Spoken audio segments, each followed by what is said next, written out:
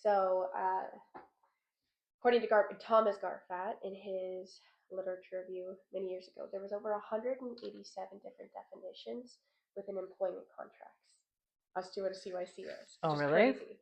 So, what we're really trying to understand from different perspectives is how do you understand like what a CYC is?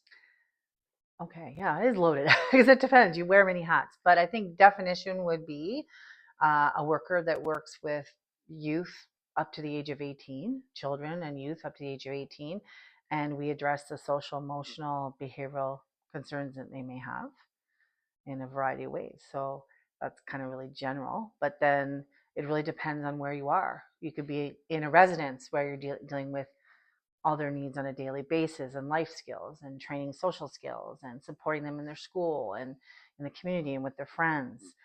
You could be in day treatment where you're in school settings and then you're supporting them on their social emotional needs in the school environment, helping them with their school needs and also identifying lagging skills and helping supporting them through that and how that connects with their challenges in their learning.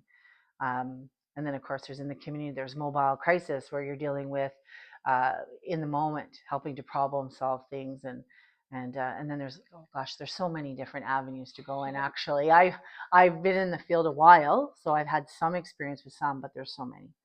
Okay, and so you talked a lot about the different places we can be and Right, in those environments, right, what we do in those specific right, environments. I guess if overarchingly, again, very difficult to define. We right. have what is a CYC now? What is it that we do?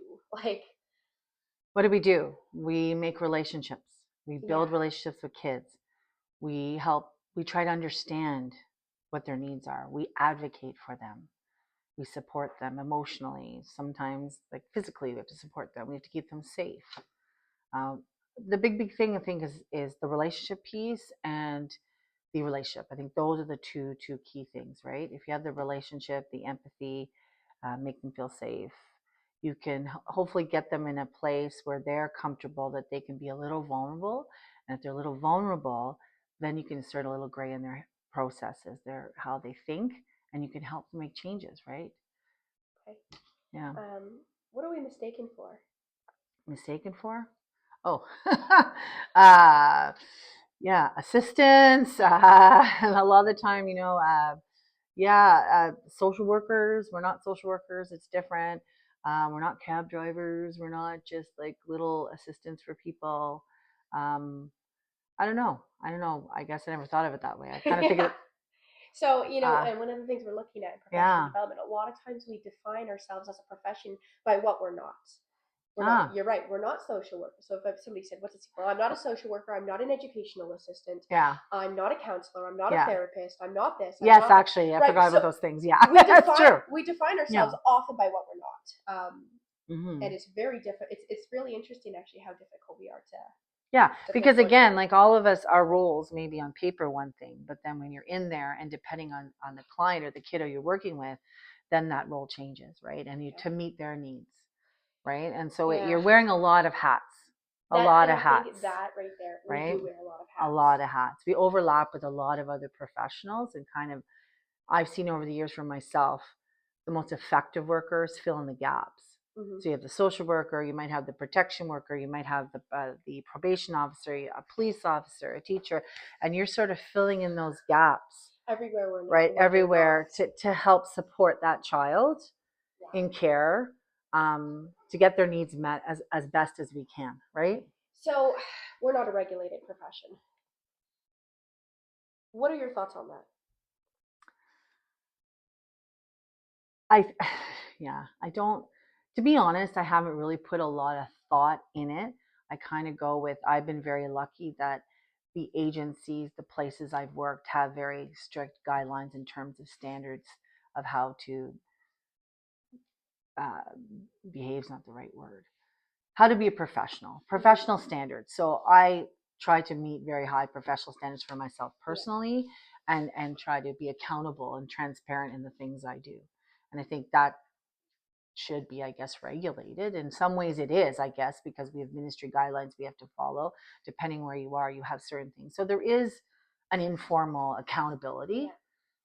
but perhaps that would make it more accountable. Yeah, and I think that's some of because It's kind of, you know anybody. what I mean? Because depending where you are, there's different ministries that you Yeah, have to atone to, you have to exactly. account to. And the thing is, problematically, anybody can call themselves a CYC, whereas not anybody can call themselves a social worker, right? And that's a big, Mm, I never thought of that. yeah, right. And that's a big problem. Wow. That can Okay. be such a problem, right? Yeah. Yeah. Because a lot of the time in the field, the role will say a child youth worker, but then it'll say you need this or the equivalent or Yes. something similar. And it's correct because I've been in the field where I've worked with individuals who may have a history degree. And I'm like, that's great, but can you talk to kids? Can you connect with kids? What's your experience with that? And some people have that natural ability, Mhm. right? And then they have a lot, they bring in their own personal narratives, right? Yeah. That change that. So it's not just your formal training, but I mean, it is important Yeah. because there's a skill set on how to talk and counsel and support, right? Yeah. For sure, for sure. So, tell us about how, like, what's your background and how did you find yourself in this field? Oh my gosh, yeah. Um, Actually, I'd been out of high school a couple of years. I tried a different avenue. My first avenue was fashion merchandising. I went to Toronto. I was going to be a fashion. I was going to own a store and do all these things. No, it didn't really work out for me. And then I just didn't know what to do. So then I got into. I was a cosmetician and a makeup artist for a little while for a few years. I did that because I like creative outlets, but it still wasn't the thing for me. And then I just started honestly going through a college pamphlet. I went to the college and I started looking through brochures. What appealed to me actually was social service worker initially. I had no idea there was a child youth worker. I didn't know that existed. I saw the social worker pamphlet. I'm like, you know what? I like to help people. I've always was that person in high school when there was a problem, they came to me. Even people I didn't know would come and ask me what I thought. And I was the one that, if people had arguments, I'd come in and help them out. Like I was that person, right? So it seemed like, oh, I can help people. And I really liked that idea. And I said, well, I'm going to get information on that. But as I was grabbing the pamphlet, I saw the other pamphlet, Child Youth Worker. And I opened that up and I was like, wow, that's really, really cool. Maybe that's what I want to help kids. And I was an only child until I was 16. So there's raised as an only child and then raises, it's very different. And there's a bit of loneliness in that. And I always thought, there's got to be other people that, imagine other kids who feel that way. And that, I don't know why, that's just kind of a spark in me that wanted to help kids. And then when I read that program, I said, oh, I'm going to check that out. When I did, it just clicked, everything clicked. That's what I wanted to do. I was very passionate about it. Okay. So, So, and 30 plus years later, we're still doing it. well, that's what I was going to ask is okay, so there's so many people who Right. have a similar experience or Right. they've gone through high school. I had a CYC and I want to be a CYC. They go through it, they start in the field and then they burn out and they never Yeah. come back. Yeah. A lot of people leave the field Yeah. early in their careers. So here you are 30 or more years into it. What's kept you coming back or what sustains you? Oh, that's a good question. I think because I've had a lot of diversity in my jobs. So even though I was in day treatment a long time, even within day treatment, working with so many different people, working with, a multidisciplinary team. So you're connecting with a lot of different people and seeing different viewpoints. It kept it fresh. And kids are not all the same. People say some kids are all the same and you could ever, but they're not. And generationally, they're not. And when I started in this field, it was behavior mod, it was cognitive behavioral. That's what we did. And then we moved from that to ABCs and, antecedent and consequences. And then we moved on to CPS. And now we're realizing that there's lagging skills. We didn't have that language 20 years ago. We didn't know. We thought children were just, they chose to be bad and they were manipulative and all that stuff. And we had to control their behavior and change it. Now reality is that's not the case, and we know so much more, right? So I think because our field has evolved so much, that's been refreshing too. So the idea of learning and growing, you're constantly, to be a good worker, you have to be open to the experience that you're never going to know everything and you're going to learn all the time. And that's what's exciting about this field. You're learning all the time from your peers, you're learning all the time from the kids, right? All the time. I'm at an age now, I have no clue about social media. Let's be honest. Every day I ask kids, but I'm learning. I'm learning from them, right? And you have to be open to that and honest about it. And I think that, and again, I have done a lot of things. I've worked in camps over the summer, over the years. I still do respite. I worked in residential care, I worked in day treatment, so I've kept it fresh by trying to do a lot of different things all at the same time. So, but that's to keep it fresh too. But I know historically the 5 to 7 year is the burnout year, and even myself, that fifth year, it was rough. It was a rough year, and I kind of was like, ooh, so I had to sort of pull back a little bit and sort of realize I got to start looking at self care, and that's when I knew what self care was, because I didn't until the year 5. And then I kind of went, I'm going to burn out if I don't start taking the time when I need it, listening to my body when it says it's tired. And also, I care deeply about people. Genuinely, that's who I am. And I have to say, okay, I have to let things go. Work has to. And that's a hard thing to do, especially if you care about these kids and you don't stop caring about them. But you have to give your time just to have your time and let it go for a little bit and go back to it the next day.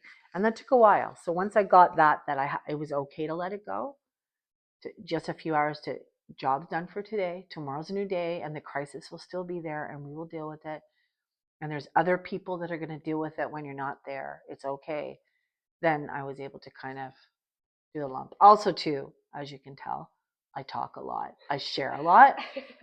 So I have a lot of good resources and supports, right? And I've been very fortunate that my peers over the years, I've had really wonderful relationships with peers where I could bounce, say, hey, this kiddo, I'm struggling with this kiddo, or this is happening. What do you think? And I'm very big on talking things through and communicating with getting other people's opinions, debriefing, reflecting, so that you're constantly learning and growing too. And that helps with the burnout, I find, is having that piece to be able to debrief, talk about things, look at and go, okay, that didn't work as I want. What could I do differently? And so again, I think that does help it. Okay. I realized I forgot to ask in the very beginning. Mm-hmm. What's your name? What's your educational background? And don't give me the names of the places, but maybe the settings in which you worked. Okay. So my name is Kelly, and I am a child and youth worker, though I do have an English and Lit degree as well.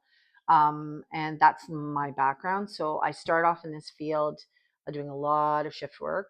So I worked in a hospital setting, in a hospital setting where there was residential and day treatment school in a hospital environment. Then I've worked in school settings. I've worked in day treatment school settings for many years. I've worked in specialized camps for kids with neurodiversity. I have worked respite privately with families, and I've done residential care. So that's sort of, I've kind of hit some of the gamut. Not all though. There's other things I haven't done that I'm interested in, but those are the things I've done so far. Okay. I forgot at the very beginning, and it's very important. And then I think I forgot. That's how you got into the field. Yeah. What sustained you, and then I guess, if somebody finds themselves in that same position, like I want to do this, I'm thinking about this. Why is CYC something they might consider and something they might want to do? Or why should they? I don't use the word should, but why? That's a good question. You might have stumped me a little bit. Why should they? I think this is going to sound so cheesy, but it's kind of like a calling. You either know you want to do it or you don't. Because you have to be genuine.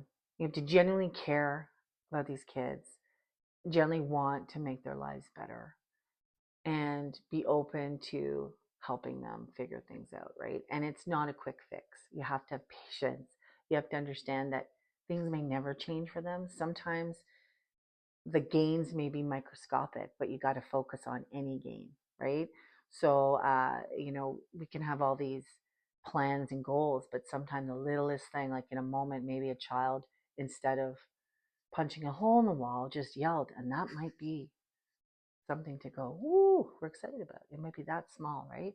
It's finding those gains, celebrating them with them, and celebrating with yourself that you help them get there, right? So I didn't answer your question. I kind of went on a tangent. I'm sorry. But it's kind of like, I don't know why. Like some people get in it, love it, and then decide it's not for me, and that's okay too.